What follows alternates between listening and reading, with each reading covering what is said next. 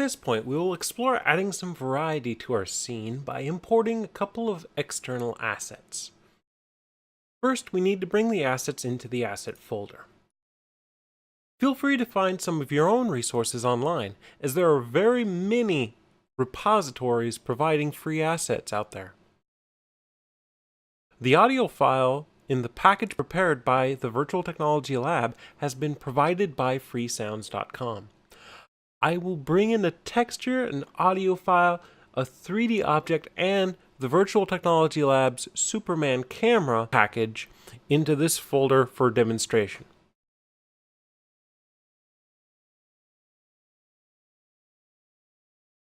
First, I'm going to bring in the audio file, which I'm going to dump all of these directly into the assets root folder, just because it's a little bit easier to bring things in and then sort them afterwards.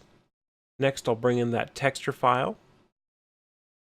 And you can drop it either into the first column, which is your directory column, and in there you can drop it into any folder you'd like, or you can drop it into the pane on the right, which shows the contents of that directory. Next, I'm going to bring in the Fbx file.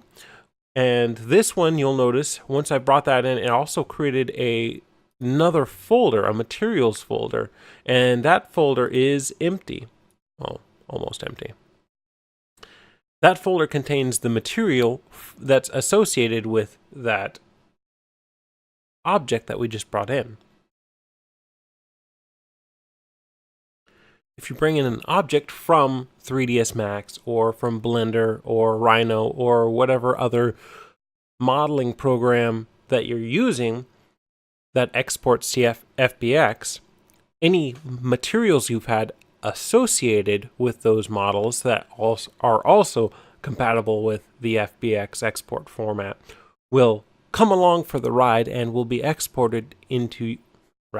they will be imported into Unity and created in this folder. Now I'm going to empty that folder into our materials, our existing materials folder, and go ahead and delete the folder that they created. I'm also going to sort some of the objects we brought in. I'll go ahead and put the audio file into the effects folder. I'll put the texture into the textures folder, and the actual object itself I'll put into the meshes folder. We have one more thing to bring in, which is our Superman camera package. And again, I'm just going to drag that into our assets folder here.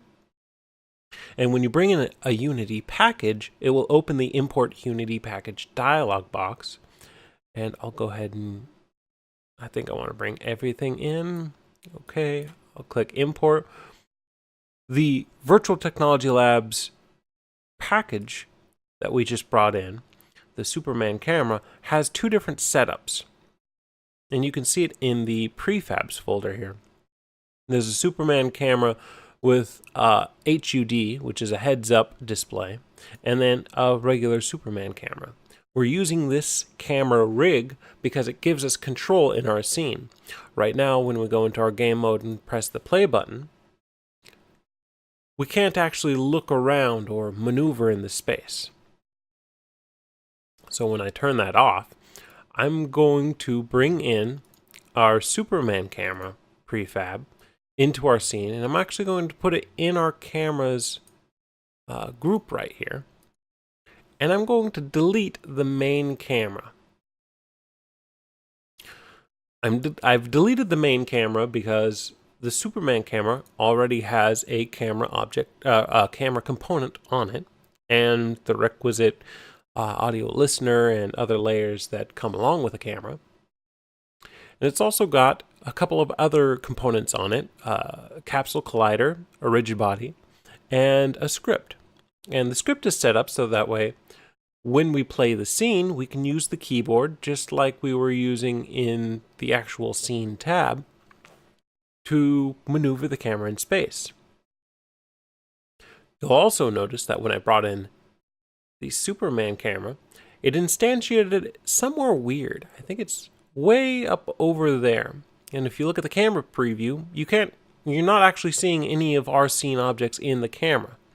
So we need to reposition that camera over here. A really quick way of snapping that camera somewhere where we can maneuver it around a little easier will be to come up to the transform component here and click the reset button. That snaps our camera to 0, 0, 0. Now we can maneuver our camera a little bit here and a little bit here. And now, when we press the play button, we're automatically in our Superman camera, and we can use the mouse just like in the scene view, and we can use the keyboard just like in the scene view, and we don't even need to be holding the right mouse button to move around. WASD are the keys to move around with the Superman camera active.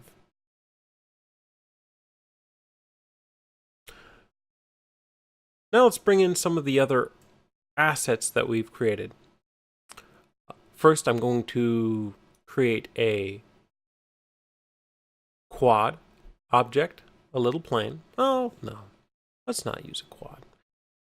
Let's use another cube, and we'll make it kind of long and flat.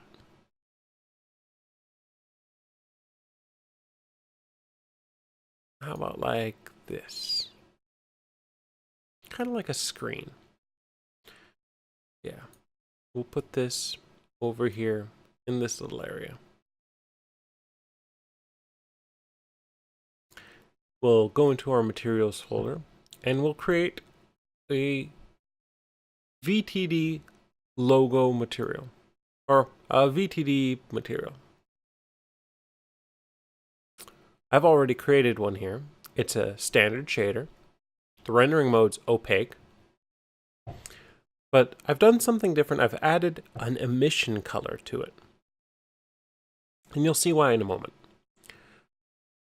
Next, I'm going to jump into my Textures tab. And I'm going to grab that VTL wallpaper, and I'm going to put it into the albedo channel. I'll also dump it into the emission channel. Finally, I'm going to grab that material, and I'm going to put it on our new object out here. Now, if this emission channel were blank, or dark, it would be very difficult to see the logo on our object. However, when we turn on this emission, we can not only tint the object, but it is also independent of the lighting in our scene. In fact, it can create and generate light of its own through the global illumination. We don't need that right now, but that is there. Because this is a cube as well, it has applied that material to all sides. If we had just used a quad, like what we have here is the ground object, you wouldn't be able to look at all of the sides. One of the sides would be transparent. And so I chose this box object. So that way, if we were to rotate it, you would still be able to see the object. Now let's play with that custom mesh that we brought in. I'm going to go into our meshes folder, grab our VTL logo, and bring that into our hierarchy. And it has appeared very close to 0, 0, 0, but I'm going to reset it anyways, and that will snap it to 0, 0, 0, making it easier for us to maneuver that object.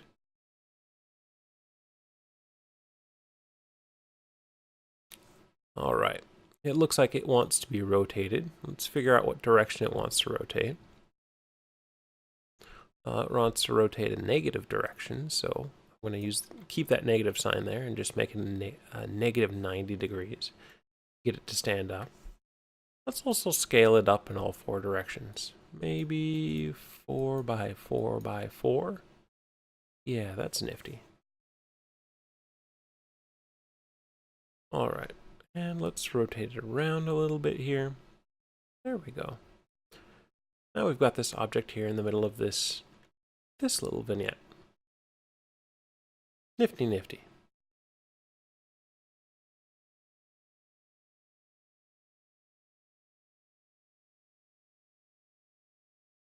You know what? Let's go ahead and unsquish this guy. You can see the UVs on this thing are not set up to handle a texture that's set up for one direction. And so on each of the sides, on this side right here, the texture is actually upside down. That's fine, I don't really care for this application, but that's something to be aware of when you're setting up UVs in your modeling application, is those UVs do carry over. All right.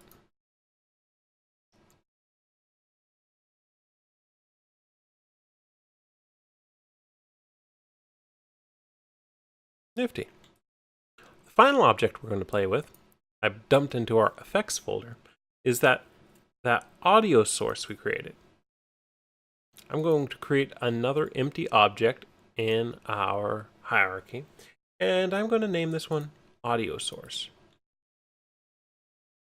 Let's go with rename audio source.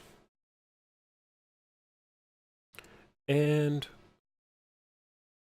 we'll reset its position. And we'll go ahead and leave it at 0, 0, 0. And then I'm going to take that music file that we brought into our project, and I'm just going to dump it into the inspector on that audio source game object. That adds an audio source component to that game object.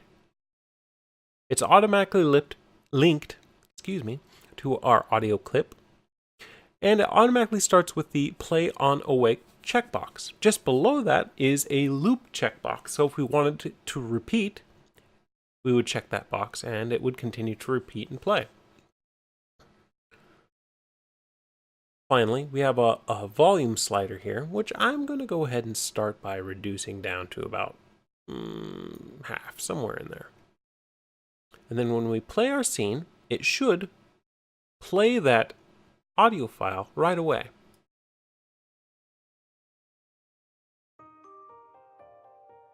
And there it is.